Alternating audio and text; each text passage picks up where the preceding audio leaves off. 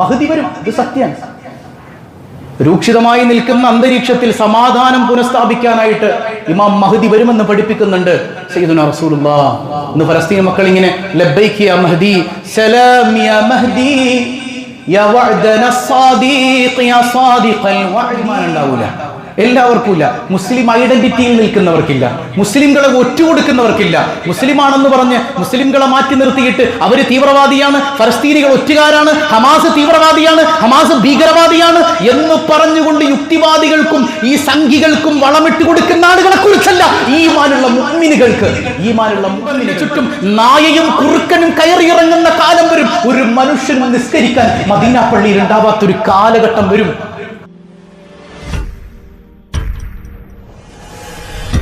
ഇന്ന് നടന്നുകൊണ്ടിരിക്കുന്നതും കഴിഞ്ഞുപോയ കാര്യങ്ങളും വരാനിരിക്കുന്നതുമായ മുഴുവൻ കാര്യങ്ങളും സവിസ്തരം നമ്മുടെ മുമ്പിൽ ഇങ്ങനെ പ്രതിപാദിച്ച് തന്നിട്ടുണ്ട്.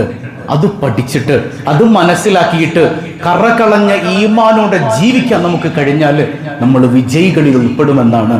അള്ളാഹു നമുക്ക് തൗഫീക്ക് നൽകി അനുഗ്രഹിക്കുമാറാകട്ടെ. അള്ളാഹു തൗഫീക്ക് നൽകുമാറാകട്ടെ. വെറുതെ വികാരം കൊണ്ടതുകൊണ്ട് മാത്രമായില്ല, പഠിക്കണം. അള്ളാഹുവിന്റെ ദീൻ അറിയണം, നടക്കുന്നത് എന്താണെന്ന് അറിയണം, ഇനി എന്ത് നടക്കുമെന്നറിയണം. അള്ളാഹുവിന്റെ ഹബീബായ സയ്യിദുനാ റസൂലുള്ളാഹ് തങ്ങൾ എന്ത് പഠിപ്പിച്ചു എന്നറിയണം. ഇന്ന് പശ്ചിമേഷ്യയിൽ നടന്നുകൊണ്ടിരിക്കുന്ന ഈ ക്രൂരമായ സംഘട്ടനങ്ങളെ കുറിച്ച് അള്ളാഹുവിന്റെ ഹബീബ് സയ്യിദുനാ റസൂലുള്ളാഹ് ഇന്ന് മണയാതെ കത്തിക്കൊണ്ടിരിക്കുന്ന ഈ തീജ്വാലയെ കുറിച്ച് അള്ളാഹുവിന്റെ ഹബീബായ മുഹമ്മദുർ റസൂലുള്ളാഹ് എന്താ പറഞ്ഞത്? മുത്തനബി തങ്ങൾ പറഞ്ഞത് കാണാം. ലയകൂനന്ന ബിശ്ശാമി ഫിത്നത്തുൻ. ഷാം പഴയ പ്രയോഗമാണത്. ഫലസ്തീൻ ഉൾപ്പെടെയുള്ള ഭാഗങ്ങളിൽ വലിയ കുഴപ്പം പൊട്ടിപ്പുറപ്പെടുമെന്ന് മുഹമ്മദുർ റസൂലുള്ളാഹ്. വലിയ കുഴപ്പം സംഭവിക്കുമെന്ന് സയ്യിദുനാ റസൂലുള്ളാഹ്. എങ്ങനെയെന്നറിയോ?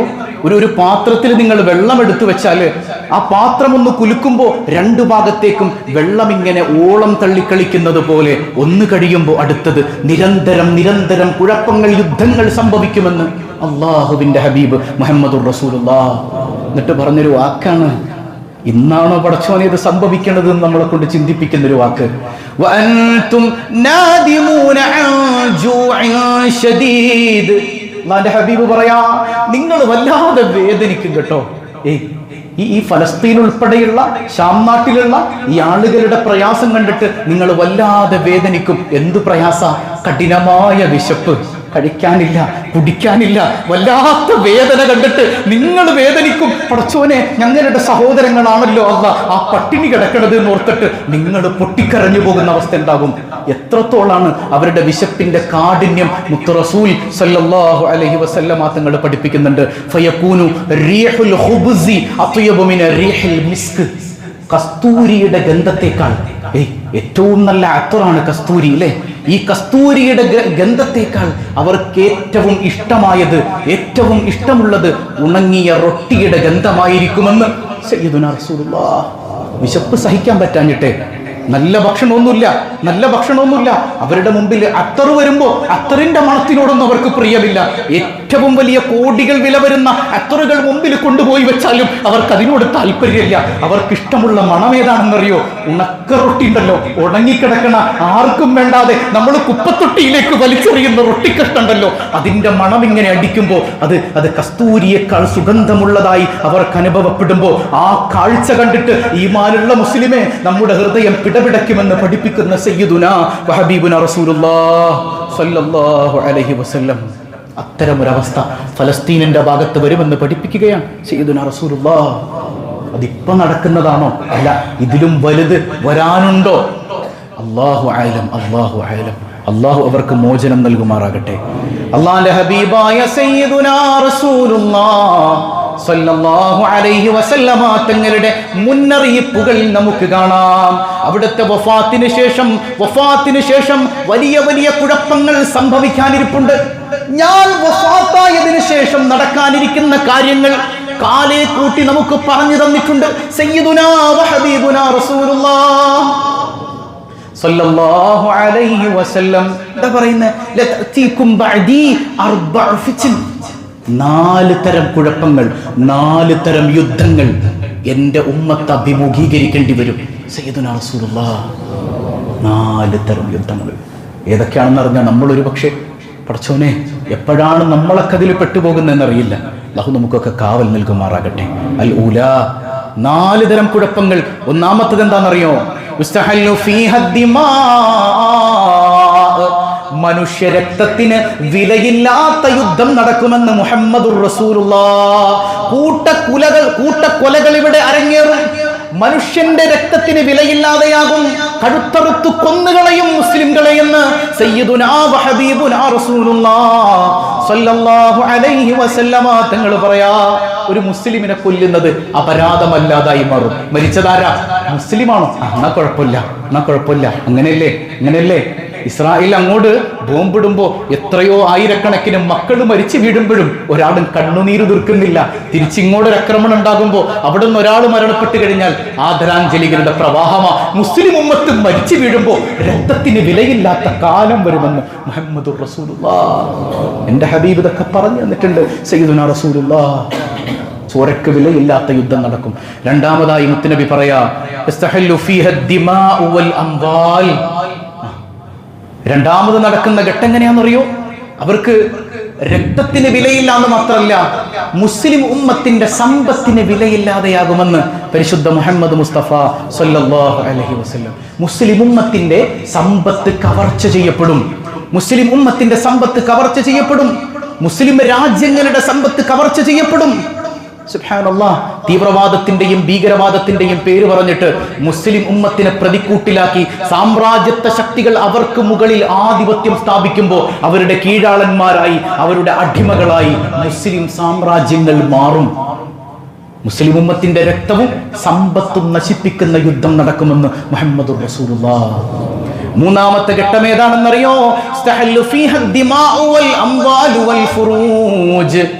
ഹബീബ് പറയാ, സുബ്ഹാനല്ലാഹ്, മനുഷ്യന്റെ രക്തത്തിന് വിലയില്ലാത്ത യുദ്ധങ്ങൾ നടക്കും. മുസ്ലിം ഉമ്മത്തിന്റെ സമ്പത്തിന് വിലയില്ലാത്ത യുദ്ധങ്ങൾ നടക്കും. വൽ ഫുറൂജ്, അവരുടെ അഭിമാനത്തിന് വിലയില്ലാത്ത മാനം പോലും കവർന്നെടുക്കപ്പെടുന്ന അവസ്ഥകൾ ഉണ്ടാകുമെന്ന് സയ്യിദുനാ റസൂലുള്ളാഹ്. മുസ്ലിം ഉമ്മമാരെ, മുസ്ലിം പെങ്ങന്മാരെ പിച്ചി ചീന്തുന്ന അവസ്ഥയുണ്ടാകും. അങ്ങനെയുള്ള ക്രൂരമാം വിധം പീഡപർവങ്ങൾ നിങ്ങളിലേക്ക് കടന്നു വരാനിരിക്കുകയാണ്. സയ്യിദുനാ വഹബീബുനാ റസൂലുള്ളാഹി സ്വല്ലല്ലാഹു അലൈഹി വസല്ലം. നാലാമത്തെ ഘട്ടം ഏതാണെന്നറിയോ? അല്ലാഹുവിന്റെ ഹബീബ് പറയാ, അസ്സുമ്മാഉ വൽ ഉമ്യാഉ മുത്ബഖാ. അസ്സുമ്മാഉ വൽ ഉമ്യാഉ മുത്ബഖാ. കണ്ണും കാതും കേൾക്കാത്ത യുദ്ധം നടക്കും. പറഞ്ഞാൽ അവിടെ കൊല്ലപ്പെടുന്നതിനെ കുറിച്ച് ചർച്ചയില്ല, ആരാണെന്ന് നോക്കില്ല. ഒരു കൈക്കുഞ്ഞാണെങ്കിലും പോലും നിറയൊഴിച്ച് കൊന്നുകളയുന്ന ക്രൂരമാം വിധം യുദ്ധങ്ങൾ അവിടെ നടക്കുന്നതാണ്. അല്ലേ? നിങ്ങൾ കണ്ടില്ലേ, മുഹമ്മദ് ജമാൽ അബു ദുറ എന്ന് പറയുന്ന ഒരു ചെറിയ കുട്ടി ബാപ്പാടെ മടിയിലിരിപ്പുണ്ട്. ആ പിതാവ് സയനിസ്റ്റ് ഭീകരൻ ഇങ്ങനെ തോക്ക് ചൂണ്ടി നിൽക്കുമ്പോ എന്റെ കുഞ്ഞിനെ കൊല്ലല്ലേ, എനിക്ക് ആകെയുള്ള കുട്ടിയാണെന്ന് പറഞ്ഞ് കരയുമ്പോ ചിരിച്ചുകൊണ്ട് ആ കുഞ്ഞിന്റെ തല നോക്കി നിറയൊഴിക്കുന്ന സയനിസ്റ്റ് ഭീകരന്മാർ കുഞ്ഞാണെന്ന് പോലും നോക്കാതെ കൊന്നുകളയും, നിഷ്ഠൂരമായി കൊന്നുകളയും. ഇതൊക്കെ പറഞ്ഞു തന്നിട്ടുണ്ട് സയ്യിദുനാ റസൂലുള്ളാഹി സ്വല്ലല്ലാഹു. കണ്ണും കാതുമില്ലാത്ത യുദ്ധം നടക്കും. കണ്ണും കാതുമില്ല, കുഞ്ഞാണ് മുമ്പിലുള്ളത് എന്ന് ചിന്ത അവർക്കുണ്ടാവുകയില്ല. എങ്ങനെ നടക്കും? ചമൂറു മൗറൽ മൗജി ഫിൽ ബഹർ. ഒരു കടലിൽ തിരമാലകൾ വരുന്നത് പോലെ നടക്കുമെന്നാണ്. ഒരു തിരമാല ഇങ്ങനെ വന്ന് അവസാനിക്കുമ്പോഴേക്ക് അടുത്ത തിരമാല നിരന്തരം ഇതിങ്ങനെ ഒരു സൈക്ലിംഗ് പ്രോസസ് പോലെ ഇങ്ങനെ നടന്നുകൊണ്ടിരിക്കും. സയ്യിദുനാ റസൂലുള്ളാഹ്. അതെവിടെയാണ്? തഖീഫു ബിശ്ശാം. ഈ ഫലസ്തീൻ അടക്കമുള്ള ശാം പ്രദേശത്ത് ഇങ്ങനെ അതിനെ ചുറ്റിപ്പറ്റി തവാഫ് ചെയ്യും. ഇങ്ങനെയുള്ള യുദ്ധം അതിനെ ഇങ്ങനെ വലയം ചെയ്തുകൊണ്ടേയിരിക്കും സയ്യിദുനാ റസൂലുള്ളാഹി സ്വല്ലല്ലാഹു അലൈഹി വസല്ലം. എന്നിട്ട് പറയുന്നുണ്ട്, തുഅറകുൽ ഉമ്മ ഫീഹാ അർകൽ ലദീം. അല്ലാഹുവിന്റെ ഹബീബ് സല്ലല്ലാഹു അലൈഹി വസല്ലം തങ്ങൾ അർകൽ ലദീം, അല്ലാഹുവിന്റെ ഹബീബ് തങ്ങൾ പറയും, എന്റെ സമുദായം അന്ന് കൊല ചെയ്യപ്പെടും ഒരു കയറ് കഷ്ണം കണ്ടിച്ചു കളയുന്നത് പോലെ. കയറുകൾ നിങ്ങൾ മുറിച്ചു കളയുന്ന കണ്ടിട്ടില്ലേ കത്തിക്കൊണ്ട്? ഇതുപോലെ മുസ്ലിം ഉമ്മത്തിന്റെ കഴുത്തറുക്കപ്പെടുന്ന കാലഘട്ടം വരാനിരിപ്പുണ്ട് സയ്യിദുനാ റസൂലുള്ളാഹി. എന്നിട്ട് പറയുന്നൊരു വാക്കുണ്ട്, ലാ യസ്തതിഉ അഹദും മിനന്നാസി പറഞ്ഞത് മുസ്ലിം ഉമ്മത്തിന്റെ നേതൃത്വം ഒരക്ഷരം മിണ്ടാത്ത കാലം വരും സയ്യിദുനാ റസൂലുള്ളാഹി. ആരാമിണ്ടുന്നേ? അധികാരമുള്ള മുസ്ലിം രാജ്യങ്ങൾ പോലും നിങ്ങളത് ചെയ്യരുത് എന്ന് നല്ല സ്വരത്തോടുകൂടെ പറയാൻ ഇതുവരെ കഴിഞ്ഞിട്ടുണ്ടോ? അങ്ങനെ പറയാത്ത കാലം വരുമെന്ന് അള്ളാഹുവിന്റെ ഹബീബായ സയ്യിദുനാ റസൂലുള്ളാഹ്. ഒരാൾ എഴുന്നേറ്റ് നിൽക്കൂല. കുഞ്ഞുങ്ങളെ അവിടെ കൂട്ടക്കൊല ചെയ്യുമ്പോൾ പോലും മിണ്ടാത്ത കാലം വരും. മുഹമ്മദുർ റസൂലുള്ളാഹ്. ലാ യസ്തതിഉ അഹദും മിനൻ നാസ്. ജനങ്ങളിൽ നിന്ന് ഉത്തരവാദിത്തം ഏറ്റെടുത്ത ആളുകൾ വലിയ അധികാരികളാണ്, വലിയ രാജാക്കന്മാരാണ്. കേവലം കൊട്ടാര രാജാക്കന്മാരായി, കൊട്ടാര പണ്ഡിതന്മാരായി അധപ്പതിച്ചു പോകുന്ന കാലഘട്ടമാണ്. സുബ്ഹാനല്ലാഹ്. ഇതൊക്കെ സംഭവിക്കുമെന്ന് സയ്യിദുനാ റസൂലുള്ളാഹ്. യുഎനെ കുറിച്ച് നിങ്ങൾ ചിന്തിച്ചു നോക്ക്. പേരിനൊരു കടലാസ് സംഘടന പോലെ ആയിപ്പോയിട്ടുണ്ടെന്ന് യുണൈറ്റഡ് നേഷൻ, അല്ലേ? UN ഇടപെട്ടിട്ട് സമാധാനമുണ്ടായ ഏത് രാജ്യമാണ് നമുക്ക് കാണിച്ചു തരാൻ കഴിയുക? UN സെക്രട്ടറി ജനറൽ പറഞ്ഞില്ലേ, ഹമാസിന്റെ പോരാട്ടം അത് പെട്ടെന്നൊരു ദിവസം അങ്ങ് ഉണ്ടായതല്ല, ശൂന്യതയിൽ നിന്ന് ഉത്ഭവിച്ചതല്ല എന്ന് പറഞ്ഞതിന്റെ പേരിൽ വീറ്റോ പവറുള്ള എത്ര രാജ്യങ്ങൾ ആ മനുഷ്യന്റെ മുകളിൽ കയറിയിട്ടുണ്ട്. ഇസ്രായേൽ പറഞ്ഞില്ലേ, ഇയാൾ ആ സ്ഥാനത്ത് നിന്ന് മാറ്റി നിർത്തണമെന്ന്. അവരെ അനുസരിക്കേണ്ട അവസ്ഥ ഉണ്ടാകുമെന്ന് പഠിപ്പിക്കുന്നുണ്ട് സയ്യിദുനാ വഹബീബുനാ റസൂലുള്ളാഹ്. വേണ്ട വേണ്ട, 50-ലധികം അറബ് രാജ്യങ്ങളില്ലേ നട്ടല്ലോടെ നിവർന്ന് നിന്നിട്ട് തൊടാൻ പറ്റില്ല ഫലസ്തീനെ, യുദ്ധം ഇവിടെ നിർത്തണമെന്ന് പറയാൻ എന്റെ തന്റെ ഇടമില്ലാതായിപ്പോയി അറബ് രാജ്യങ്ങൾക്ക്. ഞങ്ങളൊക്കെ മുസ്ലിങ്ങളാണെന്ന് അഭിമാനിക്കുന്നുണ്ടല്ലോ. എത്ര രാജ്യങ്ങൾ? 1-2 രാജ്യങ്ങൾ ഒഴിച്ച് ബാക്കി എത്ര രാജ്യങ്ങളുണ്ട്? 50-ലധികം രാജ്യങ്ങൾ. മക്കയും മദീനയും സ്ഥിതി ചെയ്യുന്ന രാജ്യത്തിന്റെ നേതൃത്വം പോലും എഴുന്നേറ്റ് നിന്ന് നട്ടല് നിവർത്തി പറഞ്ഞിട്ടുണ്ടോ? കേവലം കഅബാലയത്തിന്റെ അടുത്തുനിന്ന് ദുആ ചെയ്തതുകൊണ്ട് മാത്രമായില്ല, പ്രവർത്തന ബോധയിൽ ഇറങ്ങിയിട്ട് ദ്വാരക്കണം. അതല്ല അല്ലാഹുവിന്റെ ഹബീബ് പറഞ്ഞത്, ഒട്ടകത്തെ കെട്ടിയിട്ടിട്ട് നിങ്ങൾ പ്രാർത്ഥിക്കണം. വെറുതെ ദുആ ചെയ്തുകൊണ്ടായിരുന്നില്ല. ഇപ്പൊ എന്റെ കാറ് ഞാനിങ്ങനെ പുറത്ത് പാർക്ക് ചെയ്തിട്ട് കീ അതിന്റെ അകത്തിട്ടിട്ട് പടച്ചോനെ നോക്കിക്കോളണേ, കാര്യമില്ല. ആ കീ എടുത്തിട്ട് അത് കൃത്യമായി പാർക്ക് ചെയ്തിട്ട് തവക്കൽതു അലല്ലാഹ്, അല്ലാഹുവേ ഞാൻ നിന്നെ ഏൽപ്പിക്കുന്നു, ഇങ്ങനെ പറയലാണ് മുസ്ലിമിന്റെ സ്വഭാവം. ഇതാണ് അന്തസ് എന്ന് പഠിപ്പിക്കുന്നുണ്ട് സയ്യിദുനാ റസൂലുള്ളാഹ്. എന്തിനേറെ ഈ അറബ് രാജ്യങ്ങൾ ഇന്നും അമേരിക്കയുടെയും കാല് നക്കികളാണെന്ന് പറയാതെ വയ്യ. പല രാജ്യങ്ങളും തുറന്നു പറഞ്ഞതിൽ വിഷമമുണ്ടെങ്കിൽ ഒന്നും പറയാനില്ല. നിങ്ങൾക്കൊക്കെ അറിയുന്ന കാര്യമില്ല, നിങ്ങൾ ചിന്തിച്ചു നോക്ക്. നട്ടല് നിവർത്തി പറയുന്ന എത്ര രാജ്യങ്ങളുണ്ട്? വേണ്ട, ഈ 1948 ഫലസ്തീൻ എന്ന രാജ്യത്ത് കൊണ്ടുവന്ന് ഇസ്രായേൽ എന്ന രാജ്യം സ്ഥാപിക്കപ്പെടുമ്പോ ഇതിനൊക്കെ കാരണമായി ബ്രിട്ടീഷുകാരോടൊപ്പം ചേർന്ന് നിന്നതാരാ? ഈ അറബ് മേലാളന്മാര് തന്നെയാണ്, അല്ലേ? ഈ മുസ്ലിം ഉമ്മത്തിന്റെ ഐക്യമില്ലായ്മ അവിടെ ഉണ്ടായിട്ടുണ്ട്. ലോകം മുഴുവൻ, അതായത് മുസ്ലിം രാജ്യങ്ങൾ മുഴുവൻ ഇസ്ലാമിന്റെ കീഴിലായിരുന്നു, ഇസ്ലാമിക ഗവൺമെന്റിന്റെ കീഴിലായിരുന്നു, തുർക്കികളുടെ കീഴിൽ. ഒട്ടോമൻ പീരീഡ് അവസാന ഭരണാധികാരി ഉണ്ടല്ലോ, സുൽത്താൻ അബ്ദുൽ ഹമീദ്. നല്ല മനുഷ്യനായിരുന്നു, സാത്വികനായ മനുഷ്യനായിരുന്നു. അദ്ദേഹം പറയുന്നുണ്ട്, മസ്ജിദുൽ അഖ്സയിലേക്ക് ജൂതനെ കയറ്റാൻ ഞാൻ സമ്മതിക്കില്ല. അപ്പൊ ജൂതന്മാരെന്താ ചെയ്തത്? ഹിജാസിന്റെ മണ്ണിലേക്ക് ചെന്ന് കുറെ അറബ് നേതാക്കന്മാരെ കണ്ടു. നിങ്ങൾക്ക് അധികാരം തരാം, ഇയാളെ താഴെ ഇറക്കണം. ആരെ? മുസ്ലിം ഭരണത്തെ താഴെ ഇറക്കിയാൽ നിങ്ങൾക്ക് ഞങ്ങൾ സൗദിയുടെയും മറ്റു രാജ്യങ്ങളുടെ അധികാരം തരാം. അധികാര കൊതിമുട്ട് മുസ്ലിംകളെ ഒറ്റുകൊടുത്തവർ അന്നും ഉണ്ടായിട്ടുണ്ട്, ഇന്നുമുണ്ട് ഉമ്മത്തില്. ഉമ്മത്തിനോടൊപ്പം ചേർന്ന് നിൽക്കാൻ കഴിയണം. അങ്ങനെ ഒരു കാലഘട്ടം വരുമെന്ന് പഠിപ്പിക്കുന്നുണ്ട് സയ്യിദുനാ റസൂലുള്ളാഹ്. വാക്ക് നിങ്ങൾ നോക്ക്, ലാ യസ്തതിഉ അഹദും മിനൻ നാസി അനങ്ങരുത്, മിണ്ടരുത്, നിങ്ങൾ അടങ്ങി നിൽക്കണം, യുദ്ധം ചെയ്യരുത്, മുസ്ലിംകളെ തൊട്ടുപോകരുത് എന്ന് പറയുന്ന മുസ്ലിം ഉമ്മത്തിന്റെ നേതൃത്വം അനങ്ങില്ല, മിണ്ടില്ല. അങ്ങനെ ഒരു കാലഘട്ടം വരുമെന്ന് സയ്യിദുനാ വഹബീബുനാ റസൂലുള്ളാഹ് പറഞ്ഞാൽ അംഗീകരിക്കുകയുമില്ല. മറ്റൊരു മുന്നറിയിപ്പുണ്ട്, അബൂദാവൂദിൽ കാണാം, സ്വഹീഹ ഹദീസാണ്. അല്ലാഹുവിന്റെ ഹബീബായ സയ്യിദുനാ വഹബീബുനാ റസൂലുള്ളാഹ് സ്വല്ലല്ലാഹു അലൈഹി വസല്ലം തങ്ങൾ പറയാ, ഇമ്രാനു ബൈത്തുൽ മുഖദ്ദസിന്റെ അടുക്കൽ ഒരു പുതിയ നാഗരികത ഉടലെടുക്കും. പുതിയൊരു കൾച്ചർ അവിടെ ഇങ്ങനെ ഉടലെടുക്കും. ഒരു പുതിയ തരം സിവിലൈസേഷൻ അവിടെ ഇങ്ങനെ ഉടലെടുക്കും. മുഹദ്ദിസുകൾ അതിന് ശറഹ് എഴുതിയിട്ടുണ്ട്. മഹാനായ ഇമാം മുല്ല അലി ഉൽ ഖാരി റഹിമഹുല്ലാ പറയുന്നുണ്ട്, ഇമ്രാനു മിൻ ഐദിൽ യഹൂദ്, അവിടെ നടക്കാനിരിക്കുന്ന ആ സിവിലൈസേഷൻ അത് ആര് കൊണ്ടുവരുന്നതാണ്? ജൂതന്മാർ കൊണ്ടുവരുന്നതാണ്. മസ്ജിദുൽ അഖ്സയുടെ മുമ്പിൽ ജൂതന്മാരുടെ നേതൃത്വത്തിൽ പലതും നടക്കാനുണ്ട് എന്ന് മുഹമ്മദുർ റസൂലുള്ളാഹി സ്വല്ലല്ലാഹു അലൈഹി വസല്ലം തങ്ങൾ പഠിപ്പിക്കുകയാണ്. എതുവരെ ഖറാബു യസ്രിബ്, എതുവരെ മദീന തകരും. യസ്രിബ് എന്ന് പറഞ്ഞാൽ മദീനയുടെ പഴയ പേരാണ്. മദീന തകരും. ഇന്ന് നിങ്ങൾ നോക്ക്, ഇസ്രായേലിന്റെ അതിർത്തി ഏതാ? ഫലസ്തീന്റെ അതിർത്തി നമുക്ക് പറയാം, അപ്പുറത്ത് മെഡിറ്ററേനിയൻ കടലുണ്ട്, ഇപ്പുറത്ത് ഈജിപ്റ്റ് ഉണ്ട്, ഇവിടെ ഇസ്രായേലുണ്ട്. എന്നാൽ ഇസ്രായേലിന്റെ അതിർത്തി ഏതാ? ഇന്നും അതിർത്തി നിശ്ചയിച്ചിട്ടില്ലാത്ത രാജ്യമാണ് ഇസ്രായേൽ. അവരോട് ചോദിക്കണം, അവർക്ക് വലിയൊരു മാപ്പുണ്ട്. ആ മാപ്പിന്റെ അകത്ത് മക്കയുണ്ട്, മദീനയുണ്ട്, അറബ് രാജ്യങ്ങളുണ്ട്. മദീന തകരുമെന്ന് മുഹമ്മദുർ റസൂലുള്ളാഹ്.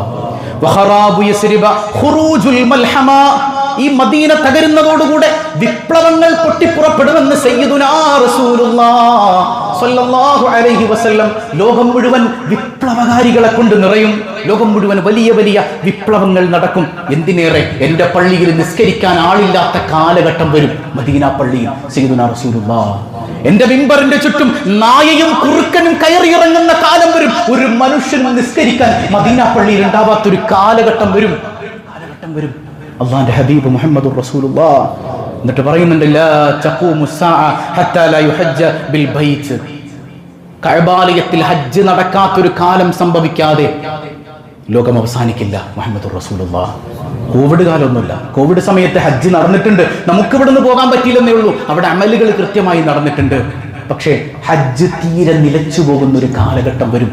അങ്ങനെ ഒരു കാലം വരാതെ, കഅബാലയം ഇങ്ങനെ ആരുമില്ലാതെ കിടക്കുന്ന കാലം, മദീന പള്ളി ഒരു മനുഷ്യൻ കയറാത്ത കാലം, ഇങ്ങനെ ഒരു കാലം സംഭവിക്കാതെ ലോകം അവസാനിക്കില്ല.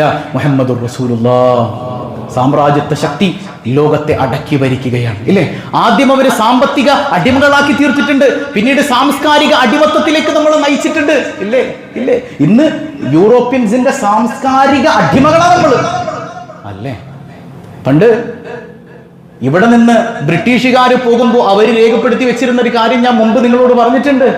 അവരുടെ വിദ്യാഭ്യാസം, അവരുടെ എഡ്യൂക്കേഷൻ ഇവിടെ സ്ഥാപിക്കുമ്പോൾ അവരുടെ കൾച്ചറിലേക്ക് നമ്മൾ ഓട്ടോമാറ്റിക്കലി മാറുമെന്നാണ് അന്ന് യൂറോപ്യൻസ് പറഞ്ഞു വെച്ചത്. അങ്ങനെയല്ലേ? ഇന്ന് നമുക്ക് ഇസ്ലാമിന്റെ ചിഹ്നങ്ങളോട് വല്ല ബഹുമാനമുണ്ടോ?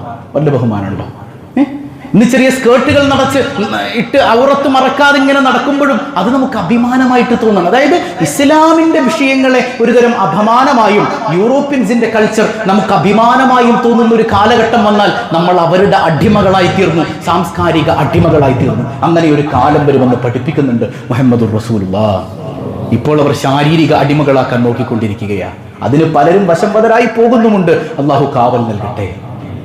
മുസ്നദ് അഹ്മദിൽ ഉദ്ധരിക്കുന്ന ഒരു ഹദീസ് ഉണ്ട്.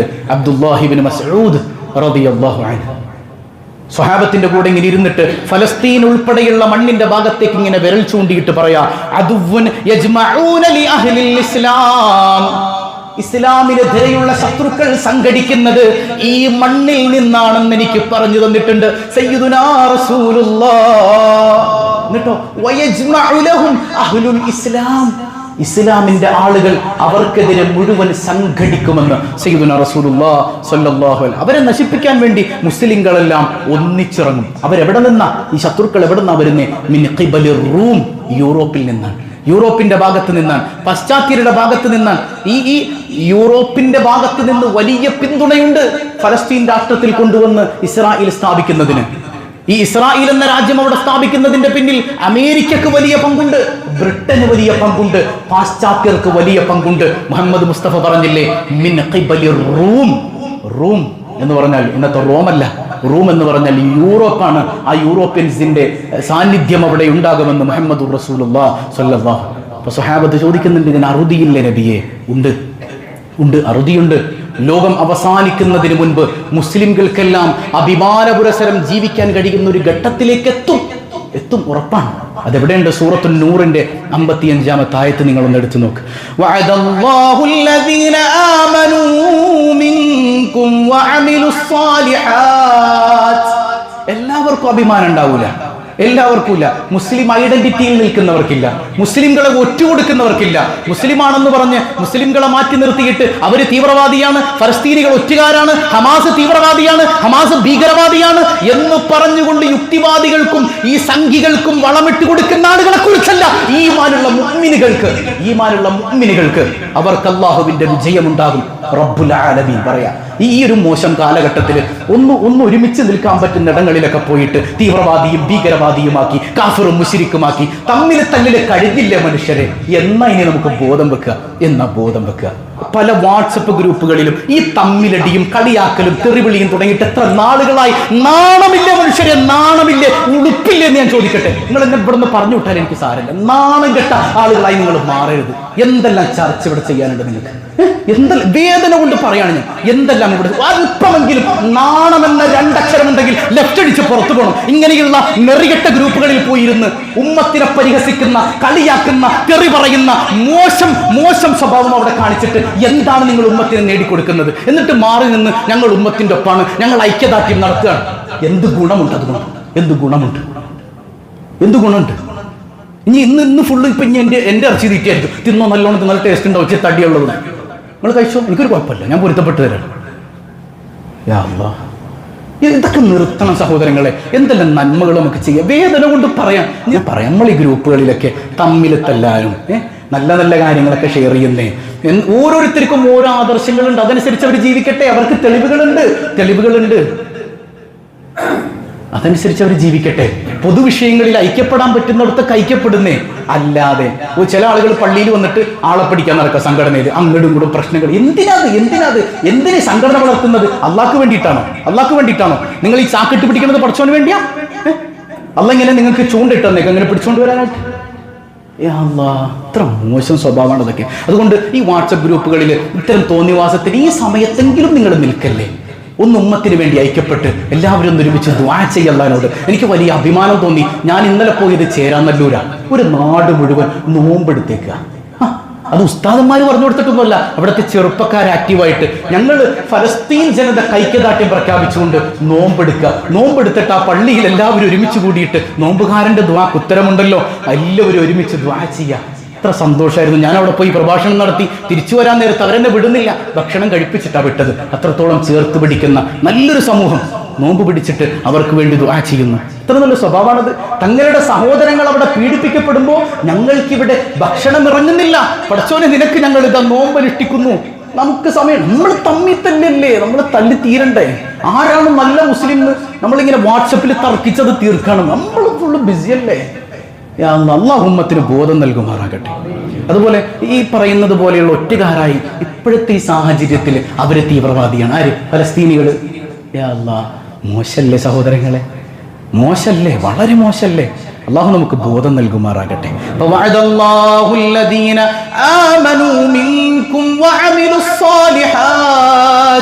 ഈമാനുള്ളവർക്ക് അള്ളാഹു വിജയം നൽകുമെന്ന് ഖുർആൻ. ഈമാൻ വേണം എന്നാണ്. സത്യവിശ്വാസത്തെ നെഞ്ചിലേറ്റിയ ആളുകൾക്കെന്നാണ്. അള്ളാഹു അത്തരം ആളുകളിൽ നമ്മെ ഉൾപ്പെടുത്തട്ടെ. എന്തു ചെയ്യും?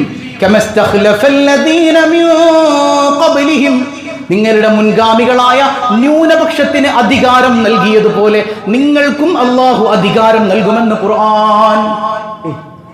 നിങ്ങളുടെ മുൻഗാമികളായ ആളുകൾക്ക്, ന്യൂനപക്ഷമായിരുന്നു അവര്. അന്നത്തെ അമേരിക്ക ഫിർഔനായിരുന്നു. ആ ഫിർഔൻ ക്രൂരമായി മുസ്ലിംകളെ കൊന്നു കളഞ്ഞിട്ടുണ്ട്.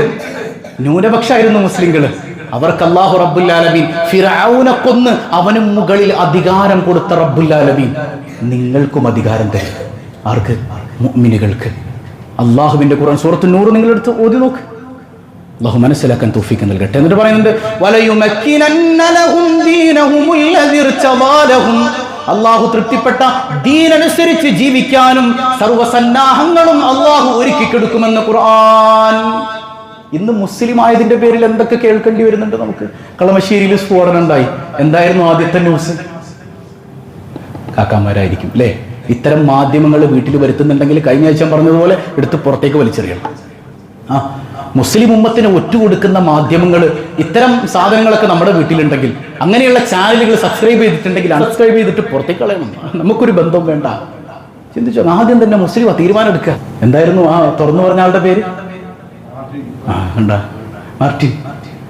അള്ളാഹു വലിയൊരു നിഅമത്താണ് നമുക്ക് ചെയ്തത്. ആ മാർട്ടിൻ എത്ര സ്തുതിച്ചാലും മതിയാവൂല എന്നാണ്. ആ മാർട്ടിൻ എന്നത് തുറന്നു പറഞ്ഞില്ലായിരുന്നെങ്കിലുള്ള അവസ്ഥ. എന്നിട്ട് നടക്കുന്നുണ്ടോ ഈ മാർട്ടിന് മുസ്ലിങ്ങളായിട്ട് ബന്ധമുണ്ടോ? മുസ്ലിം നേതാക്കളായിട്ട് ബന്ധമുണ്ടോ? യാ അല്ലാഹ്, മുസ്ലിങ്ങളെ വിടാൻ ഇങ്ങനെയൊക്കെ എല്ലാ കൈകളും നിങ്ങളുടെ നേർക്ക് വരുന്ന കാലഘട്ടം ഉണ്ടാകുമെന്ന് പഠിപ്പിച്ചില്ലേ സയ്യിദുനാ റസൂലുള്ളാഹ്. ഇത് വരുന്നതിനൊരു പ്രധാന കാരണം എന്താണെന്നറിയോ? എന്താ കാരണം? സയ്യിദുനാ ഉമർ ബിൻ ഖത്താബ് റളിയല്ലാഹു അൻഹു പറഞ്ഞില്ലേ, നമുക്ക് ഇസ്ലാം അഭിമാനമല്ലാതായി തീരും. അതാണ് ഇതിന്റെ മെയിൻ റീസൺ എന്ന് പറയുന്നത്. ഇന്ന് ഹിജാബ് ധരിക്കാൻ പറ്റാത്ത എത്ര സ്ഥലങ്ങളുണ്ട് നമ്മുടെ നാട്ടിൽ തന്നെ, അല്ലേ? നമുക്ക് റൈറ്റ് പ്രൊപ്പഗേറ്റ്, ജനങ്ങൾക്ക് പ്രൊപ്പഗേറ്റ് ചെയ്യാം, അത് അനുധാവനം ചെയ്യാം ഈ റിലീജിയൻ എന്ന് കൃത്യമായി ഭരണഘടനയിൽ ആർട്ടിക്കിൾ 25 പറയുന്നുണ്ട്. എന്നിട്ടോ എത്ര സ്കൂളുകളിൽ നമ്മുടെ മക്കൾക്ക് ഹിജാബ് ധരിച്ച് പോകാൻ പറ്റുന്നുണ്ട്? പക്ഷേ ആ സ്കൂളുകളിലേക്ക് തന്നെ നമ്മുടെ മക്കൾ നമ്മൾ പറഞ്ഞേക്കും. ഇപ്പൊ എനിക്കറിയുന്നൊരു സ്കൂളുണ്ട്, സ്ഥലമൊന്നും പറയണില്ല, ഹിജാബ് ധരിക്കാൻ പാടില്ല, ജുമഅക്ക് പള്ളിയിൽ വിടൂല. എന്നാൽ ആ സ്കൂളിൽ ഏറ്റവും കൂടുതൽ പഠിക്കുന്നത് ആരായിരിക്കും? അതന്നെ നമ്മുടെ സാധനം തന്നെ. നമുക്ക് ജുമഅൊന്നും വേണ്ട, നമുക്ക് ഹിജാബൊന്നും വിഷയം. എടോ, നമുക്ക് നമ്മുടെ മതം അഭിമാനമല്ലാതായി തീർന്നാൽ അവല്ലനല്ലാഹ്, നമ്മളെ പടച്ചവൻ തരം താഴ്ത്തിക്കളയും, വിലയില്ലാത്തവരാക്കി കളയും. സയ്യിദുനാ ഉമർ ബിൻ ഖത്താബ് റളിയല്ലാഹു അൻഹു എത്രയെത്ര ആരാധനാ കർമ്മങ്ങൾ നമ്മൾ വികലമാക്കിയില്ലേ? മഹാന്മാരുടെ പേരിൽ നടക്കുന്ന ഉറൂസുകൾ ഒക്കെ അവിടെ സിയാറത്ത് ചെയ്യാം, തെളിവുണ്ട്. ഖദീജ ബീബി റളിയല്ലാഹു അൻഹയുടെ ആണ്ടിന് അല്ലാഹുവിന്റെ ഹബീബ് ഭക്ഷണം അറുത്തു കൊടുത്തിട്ടുണ്ട്, അവിടുത്തെ മദ്ഹ് പറഞ്ഞിട്ടുണ്ട്, മൗലിദ് പറഞ്ഞിട്ടുണ്ട്, ഇതിനൊക്കെ തെളിവുണ്ട്. പക്ഷെ അതിന്റെ പേരിൽ ഉത്സവം പോലെ കാട്ടിക്കൂട്ടുന്ന പേക്കൂത്തുകൾ. കഴിഞ്ഞ ഒരാഴ്ച മുമ്പ് വിഴിഞ്ഞത്ത് നടക്കുന്ന ഒരു പരിപാടിയെ കുറിച്ച് ഞാനൊരു വീഡിയോ ചെയ്തപ്പോൾ നല്ല നല്ല തെറികളാണ് എനിക്ക് കേൾക്കേണ്ടി വന്നത്. ഇത് പണ്ഡിതന്മാരുടെ കർത്തവ്യം അവർ നിർവഹിക്കുന്നുണ്ട്, അനുസരിക്കണ്ടേ? ഞാനിപ്പോ നിങ്ങളോട് ഇതിങ്ങനെ വാചോരാതെ പറയുന്നുണ്ട്, അനുസരിക്കണ്ടേ? എനിക്ക് പറയാനല്ലേ പറ്റുള്ളൂ.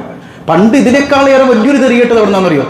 ഏത് മറ്റേ ഒരു ചന്ദനക്കൂടം ഉണ്ടായല്ലോ, ചങ്ങനാശ്ശേരി ചന്ദനക്കൂടം. അത് വല്ലാത്തൊരു തെറിയാണ് എന്നെ പറഞ്ഞതിനൊക്കെ.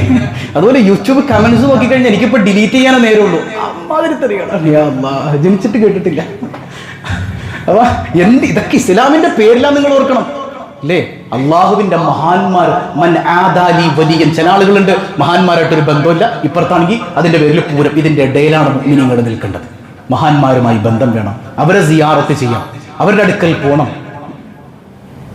പറയുന്ന മനസ്സിലാവുന്നുണ്ടോ? അതൊക്കെ ഇസ്ലാമികമായ കാര്യം. പക്ഷെ അതിന്റെ പേരിൽ കാണിക്കുന്ന പേക്കൂത്തുകൾ, അതൊക്കെ ഒരു സമസ്ത അംഗീകരിക്കുന്നില്ല. ചില ആളുകൾ ഇതൊക്കെ സമസ്തക്കാരുടെ പരിപാടി ഇട്ടിട്ടു. അപ്പൊ ഞാനിങ്ങനെ ചിന്തിച്ചു, പഠിച്ചോനെ, അവിടെ ഡാൻസ് കളിക്കണത് പാണക്കാട് തങ്ങളും അതുപോലെ തന്നെ ജിഫരി മുത്തുക്കോയ തങ്ങളാണ്, ഈ സമസ്തക്കാരാണെന്ന് പറഞ്ഞതുകൊണ്ട് സമസ്തയുടെ ഉലമാക്കളോ അപ്പൊ ഇത് ചണ്ടോട്ടുന്നത് എന്തെല്ലാം പറയുന്നുണ്ടല്ലോ. അവരൊക്കെ ശക്തമായി ഇതിനെതിരെ പറഞ്ഞിട്ടും കമ്മിറ്റിക്കാരെ സമ്മതിക്കൂല. ഏതെങ്കിലും പണ്ഡിതൻ അവിടെ മിണ്ടിയാൽ പോയിക്കോട്ടെ, അവിടെ നിൽക്കണ്ടെന്ന്. ഈ പറയുന്ന ഇതിനേക്ക് എതിർക്കുന്ന ആളുകളടക്കം ആ കമ്മിറ്റിയിലുണ്ട്. എന്നിട്ടും എന്തേ ഒഴിവാക്കാത്തത്? ഇവിടെ ചിക്കിളി പോകും. ചിക്കിളിയ ലക്ഷ്യം, വേറൊന്നുമില്ല. വേറൊന്നും ലക്ഷ്യമല്ല, അള്ളാഹു ലക്ഷ്യമല്ല, റസൂലുള്ള ലക്ഷ്യമല്ല. സൂക്ഷിക്കണം കേട്ടോ. ഇതിന് രസകരമായ കാര്യം എന്താ വെച്ചാൽ, അന്നിക്കാഹു മിൻ സുന്നത്തി, ഞാൻ പലപ്പോഴും പറഞ്ഞിട്ടുണ്ട്. നിക്കാഹ് സുന്നത്ത്. ആരുടെ സുന്നത്ത്? മുഹമ്മദുർ റസൂലുള്ളാഹ് തങ്ങളുടെ സുന്നത്ത്. മുത്തനബി തങ്ങളുടെ സുന്നത്തിനെ വികലമാക്കുന്ന എത്ര ആളുകൾ. ഇതിനൊക്കെ നമ്മൾ എതിർക്കും. നമ്മൾ ഖുർആനിന്റെയും ഹദീസിന്റെയും നടുക്കഷ്ണാണ്. എന്നാൽ മോളോടൊരു കല്യാണം വരുമ്പോഴോ എല്ലാ പേക്കൂത്തുകളും അവിടെ ഉണ്ടാവും. ഒരു സുന്നത്തിനെ എങ്ങനെയൊക്കെ മലീമസമാക്കാൻ കഴിയും അതൊക്കെ. ഞാൻ സുബ്ഹാനല്ലാഹ്, ഉമ്മത്തെ ഇനി നമുക്ക് ബോധം ഉണ്ടാവുക. നമ്മൾ ഇങ്ങനെ ആയിക്കഴിഞ്ഞാൽ നമ്മളെ അല്ലാഹു അവല്ലനല്ലാഹ് തരം താഴ്ത്തി കളയുമെന്ന് സയ്യിദുനാ ഉമർ ഇബ്നുൽ ഖത്താബ്. കഴിഞ്ഞ ദിവസം സൂറത്തുർ റഹ്മാൻ എടുത്തു കൊടുക്കുമ്പോൾ ആയത്ത് ശ്രദ്ധയിൽപ്പെടുകയാണ്. സനഫറുഗു ലക്കും അയ്യുഹസ് സഖലാൻ. നിങ്ങൾക്കായി പടച്ചോൻ ഇങ്ങനെ തനിച്ചിരിക്കും. അള്ളാഹ് നിങ്ങൾക്കായി തനിച്ചിരിക്കും എന്ന് പറഞ്ഞത്. തനിച്ചിരിക്കുക എന്ന് പറഞ്ഞാൽ, നമ്മള് ഇപ്പൊ ക്ലാസ്സിൽ അധ്യാപകൻ ക്ലാസ് എടുക്കുമ്പോൾ ഒരുപാട് കുട്ടികളുള്ള ഒരു ക്ലാസ് ആണെങ്കിൽ അധ്യാപകൻ പറയും, മോനെ നിങ്ങൾക്കൊന്ന് കുറച്ച് പരിപാടികളുണ്ട്, നിങ്ങൾ എന്താണെന്ന് വെച്ചാൽ ചെയ്തോ, ഹോംവർക്ക് ചെയ്തോന്ന് പറയും. ബാക്ക് ബെഞ്ചേഴ്സോ ഭയങ്കര അലമ്പായിരിക്കും അല്ലേ? എല്ലാ അനുഭവന്മാരുടെ കയ്യിലുണ്ടാവും.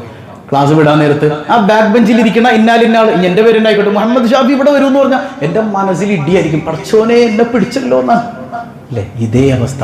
സനഫറുലക്കും, നിങ്ങളെ തനിച്ചു പിടിക്കും. ആര്? അള്ളാഹു പിടിക്കും. അയ്യുഹത്തഖലാൻ, ഭാരമുള്ള സമൂഹമേ. എന്തീ ഭാരമുള്ള സമൂഹം? നമ്മളെക്കാൾ ഭാരമുണ്ട് പർവ്വതങ്ങൾക്ക്, പക്ഷെ നമ്മളെ വിളിക്കണം ഭാരമുള്ള സമൂഹമേ. ഭൂമിക്ക് നമ്മൾ ഭാരം. അള്ളാഹു എല്ലാം തന്നിട്ടും നമ്മുടെ കയ്യിൽ ധിക്കാരവും അഹങ്കാരവുമല്ലാതെ, നന്ദിയടല്ലാതെ എന്താ നമ്മുടെ കയ്യിലുള്ളത്? അയ്യുഹത്തഖലാൻ, ഭാരമുള്ളവരെ, നിങ്ങളെ തനിച്ച് ഞാൻ പിടിക്കുന്നൊരു ദിവസം വരാനുണ്ട്. ഭൂമി അതിന്റെ ഭാരം പുറം തള്ളുന്ന ഒരു കാലമുണ്ട്. അപ്പോഴാണത് ഖിയാമത്ത് നാളിൽ ഭൂമിക്ക് പോലും ഭാരമായി ജീവിക്കുന്നവരാ നമ്മളെന്ന്. നമ്മളെ ഒറ്റക്ക് പിടിക്കുന്ന കാലമുണ്ട്. ആ ബോധ്യത്തിൽ ജീവിക്കാൻ അള്ളാഹു നമുക്ക് തൗഫീക്ക് നൽകട്ടെ. അപ്പൊ നമ്മൾ പറഞ്ഞു വന്ന വിഷയം, നല്ല മുഅ്മിനീങ്ങൾക്ക് വലയുബദ്ദിലന്നഹും മിൻ ബഅദി ഖൗഫിഹിം അംനാ, അള്ളാഹുവിന്റെ ഖുർആനിൽ സൂറത്തുൻ നൂറിൽ അല്ലാഹ് പറയാണ്, പ്രതിസന്ധികൾക്ക് ശേഷം അവർക്ക് അള്ളാഹു നിർഭയത്വം നൽകുമെന്ന് അള്ളാഹുവിന്റെ ഖുർആൻ. ഇത് മുഹമ്മദ് മുസ്തഫയുടെയും സ്വഹാബത്തിന്റെ ജീവിതത്തിൽ ഉണ്ടായിട്ടുണ്ട്. മക്കാകാലത്ത് ഒരുപാട് പീഡപർവങ്ങൾ അവർ അനുഭവിച്ചിട്ടുണ്ട്. മദീനയിലേക്ക് വന്നു, അഭയാർത്ഥികളായി. അവർ സഹിച്ചപ്പോ, ക്ഷമിച്ചപ്പോ, അള്ളാന്റെ പാതയത്തിൽ നിന്ന് വിട്ടുപോകാതെ ഉറച്ചു നിന്നപ്പോ അള്ളാഹു അവർക്ക് മക്കയും കൊടുത്തു, മദീനയും കൊടുത്തു, ഒരുപാട് ഭൂഖണ്ഡങ്ങൾക്ക് മേൽ അധികാരവും കൊടുത്തു. അള്ളാഹ് കൊടുക്കും, അത് അള്ളാഹുവിന്റെ വാഗ്ദത്തമാണ്. പക്ഷെ അള്ളാഹിനനുസരിച്ച് നല്ലവരായി ജീവിക്കാൻ നമുക്ക് കഴിയണം. അള്ളാഹു തൗഫീഖ് നൽകട്ടെ. ഇനി ഇത് എവിടെ വരെ പോകും? മഹാനായ സയ്യിദുന ഇമാം മഹ്ദി അലൈഹിസ്സലാം വരുന്നത് വരെ ഇത് സംഭവിക്കുമെന്ന് പഠിപ്പിക്കുന്നുണ്ട് സയ്യിദുന റസൂലുള്ളാഹ്. മഹ്ദി വരും, ഇത് സത്യമാണ്. രൂക്ഷിതമായി നിൽക്കുന്ന അന്തരീക്ഷത്തിൽ സമാധാനം പുനഃസ്ഥാപിക്കാനായിട്ട് ഇമാം മഹ്ദി വരുമെന്ന് പഠിപ്പിക്കുന്നുണ്ട് സയ്യിദുന റസൂലുള്ളാഹ്. ഇന്ന് ഫലസ്തീൻ മക്കൾ ഇങ്ങനെ ലബ്ബൈക യാ മഹ്ദി, സലാം യാ മഹ്ദി, യാ വഅദന الصادق യാ സാദിഖൽ വഅദി, സലാം യാ മഹ്ദി. കുഞ്ഞുങ്ങൾ ഇങ്ങനെ പാടുന്ന നമ്മൾ കേൾക്കാണ് അല്ലേ? സലാം യാ മഹ്ദി. മഹ്ദിക്ക് സലാം പറഞ്ഞ് കാത്തിരിക്കുന്ന ഒരു സമൂഹം. ആരാണ് ഇമാം മഹ്ദി? അല്ലാഹുവിന്റെ ഹബീബ് സല്ലല്ലാഹു അലൈഹി വസല്ലം തങ്ങൾ പറയാണ്, അബൂ ദാവൂദ് ഉദ്ധരിക്കുന്ന ഹദീസ് കാണാം, അൽ മഹ്ദിയു മിൻ ഇത്രതി മിൻ ഔലാദി ഫാത്തിമ. മഹ്ദി എന്റെ കുടുംബമാണ്, ഫാത്തിമയുടെ പരമ്പരയിലാണ് ജനിക്കുക എന്ന് സയ്യിദുനാ റസൂലുള്ളാഹ്. മർദ്ദിതർക്ക് ആശ്വാസമായി മഹ്ദി വരും. ആരുടെ കുടുംബത്തിൽ? ഖുറൈശി ഗോത്രത്തിൽ നിന്ന്, ഫാത്തിമയുടെ മക്കളിൽ നിന്ന് ജനിക്കും. അതായത് സയ്യിദന്മാരില്ല, അഹ്ലുബൈത്തില്ല എന്നൊക്കെ പറയുന്ന ആളുകൾ ഇത് പഠിക്കണം കേട്ടോ. ഖിയാമത്ത് നാൾ വരെ മുത്തുനബിയുടെ കുടുംബം ഉണ്ടാകും, തങ്ങന്മാരുണ്ടാകും. സയ്യിദുനാ വഹബീബുനാ റസൂലുള്ളാഹി സ്വല്ലല്ലാഹു അലൈഹി വസല്ലം മർദ്ദിതരെ മോചിപ്പിക്കും, സമാധാനം പുനഃസ്ഥാപിക്കും മഹ്ദി എന്ന് സയ്യിദുനാ റസൂലുള്ളാഹ്. അദ്ദേഹത്തിന്റെ പേര് ഹദീസുകളിൽ നിന്ന് ഇമാമിങ്ങൾ വ്യക്തമാക്കി തരുന്നുണ്ട്. മുത്തുനബിയുടെ പേരിനോട് സാമ്യമുള്ള പേര് മുഹമ്മദ് എന്നായിരിക്കും. പിതാവിന്റെ പേര് അബ്ദുല്ലാഹ്, മുഹമ്മദ് ബിൻ അബ്ദില്ല എന്ന പേരായിരിക്കും അദ്ദേഹത്തിന് ഉണ്ടാവുക എന്നാണ്. അദ്ദേഹത്തിന്റെ ശാരീരികമായ ലക്ഷണങ്ങളൊക്കെ പറയുന്നുണ്ട്. നല്ല വീതിയുള്ള നെറ്റിത്തടം, അതുപോലെ തന്നെ നീണ്ടു വളഞ്ഞ മൂക്ക്, ഇതൊക്കെ ശാരീരിക ലക്ഷണം നോക്കിയാൽ ബുദ്ധിയുള്ള മനുഷ്യന്റെ അടയാളമാണെന്നാണ്. ഏതായാലും ആകട്ടെ, ഇങ്ങനെ ഒരുപാട് ലക്ഷണങ്ങളൊക്കെ പറയുന്നുണ്ട് സയ്യിദുന ഇമാം മഹ്ദി അലൈഹിസ്സലാം കടന്നു വരുന്നതിനെ കുറിച്ച്. പക്ഷെ ഇവിടെ വിഷയം എന്താണെന്നറിയോ? ഈ ഫലസ്തീൻ പ്രശ്നം തുടങ്ങിയപ്പോൾ തന്നെ യൂട്യൂബിൽ ഞാൻ കണ്ടൊരു വീഡിയോ, ഈ ഒരു യുദ്ധം നടക്കുന്ന, ഇത് തംബ്നെയിൽ കൊടുത്തിട്ടുണ്ട്, യുദ്ധം നടക്കുന്ന ഒരു സിറ്റുവേഷൻ, അതിന്റെ ഇടയിൽ റൗണ്ട് ചെയ്തിട്ടുണ്ട് ഒരു മനുഷ്യന്. ഇതാണോ ഇമാം മഹ്ദി? കണ്ടു കഴിഞ്ഞ ആളുകൾ ക്ലിക്ക് ചെയ്തു. ഖിയാമത്ത് നാൾ 2030 ജിബ്രീൽ വീട്ടിലിറങ്ങിയായിരുന്നു. ഇതൊക്കെ ആരാണ്? അതായത് നമ്മൾ ഈ ജനങ്ങളെ മുൾമുനയിൽ നിർത്താൻ വേണ്ടിയിട്ട് തംബ്നെയിൽ ഇത്തരം തോന്നിയവാസങ്ങൾ കാണിക്കുന്നത് പണ്ഡിതനാണെങ്കിലും ശരി, പാമരനാണെങ്കിലും ശരി, ഈ പരിപാടികൾ നിർത്തണം. മഹ്ദി അലൈഹിസ്സലാം എന്ന് വരുമെന്ന് നമുക്കറിയില്ല. വരിക തന്നെ ചെയ്യും. പഠിപ്പിക്കുന്നുണ്ട് സയ്യിദുന വഹബീബുന റസൂലുള്ളാഹ്. ഖിയാമത്ത് എപ്പോഴാണെന്ന് നമുക്കറിയില്ല. അല്ലാഹുവും റസൂലും നമുക്കത് പറഞ്ഞു തന്നിട്ടില്ല. സൂറത്തുൻ നാസിആത്തിൽ അല്ലാഹ് പറയുന്നില്ലേ, യസ്അലൂനക അനിസ്സാഅതി അയ്യാന മുർസാഹാ ഫീമ അൻത മിൻ ദിക്റാഹാ ഇലാ റബ്ബിക മുൻതഹാഹാ. മക്കക്കാര് ചോദിക്കും, നബിയെ എപ്പോഴാണ് ഖിയാമത്ത് നാള്? അങ്ങ് മിണ്ടണ്ട നബിയെ, അങ്ങ് പറഞ്ഞേക്ക്, അത് അള്ളാഹുവിലേക്ക് വിട്ടേക്ക്. അള്ളാഹുവും റസൂലും എപ്പോഴാണ് ഖിയാമത്ത് എന്ന് നമുക്ക് പറഞ്ഞു തന്നിട്ടില്ല. മഹ്ദി ഇപ്പൊ വരും, 7 കൊല്ലം ഭരിക്കും, ഉടനെ ഖിയാമത്ത് നാൾ. ചില ആളുകൾ യൂട്യൂബിൽ പറയാം. എന്തിനു വേണ്ടി? ആരാണ് ഇവർക്കൊക്കെ ഇതിന് ലൈസൻസ് കൊടുക്കുന്നത്? തോന്നിവാസങ്ങൾ പ്രചരിപ്പിക്കാതിരിക്കുക. അള്ളാഹു സത്യം മനസ്സിലാക്കാൻ നമുക്ക് തൗഫീക്ക് നൽകട്ടെ. അപ്പൊ ഖുർആനിന്റെ ഓഫറാണ്, സത്യസന്ധരായി ഈമാനിൽ ഉറച്ചു നിന്നാൽ പ്രയാസങ്ങൾ ഉണ്ടാകും. ഇന്ന് നമ്മൾ അവരെ കണ്ട് സങ്കടപ്പെടുകയാണ്. പക്ഷെ നാളെ അവർ പരലോകത്ത് ചെല്ലുമ്പോൾ സ്വർഗത്തിൽ പാറിപ്പറക്കുന്ന പറവകളാണ്, ശുഹദാക്കളായ ചുണക്കുട്ടികളാണ്. 10 വയസ്സായ ഹാഫിളിങ്ങളായ എത്ര കുട്ടികൾ, ആയിരക്കണക്കിന് ഹാഫിളിങ്ങളാണ് ആ ഫലസ്തീൻ എന്ന കൊച്ചു പ്രദേശത്ത് നിന്ന് ഓരോ വർഷവും ഉണ്ടായിക്കൊണ്ടിരിക്കുന്നത്. അള്ളാഹുവിന്റെ ഖുർആനുമായി ബന്ധമുള്ള മനുഷ്യർ, മരിച്ചു വീഴാൻ പേടിയില്ലാത്തവർ, ഷഹീദാകാൻ പേടിയില്ലാത്തവർ, അവർ നാളെ ആഖിറത്തിൽ ചെന്ന് നിന്നിട്ട് ഇപ്പൊ നമ്മൾ അവരെ നോക്കി സഹതപിക്കുന്നുവെങ്കിൽ നാളെ അവർ നമ്മളെ നോക്കി സഹതപിക്കുന്ന ഒരു കാലം ഉണ്ടാകുമെന്നാണ്. അള്ളാഹു അവരുടെ ഷഹാദത്ത് സ്വീകരിക്കുമാറാകട്ടെ.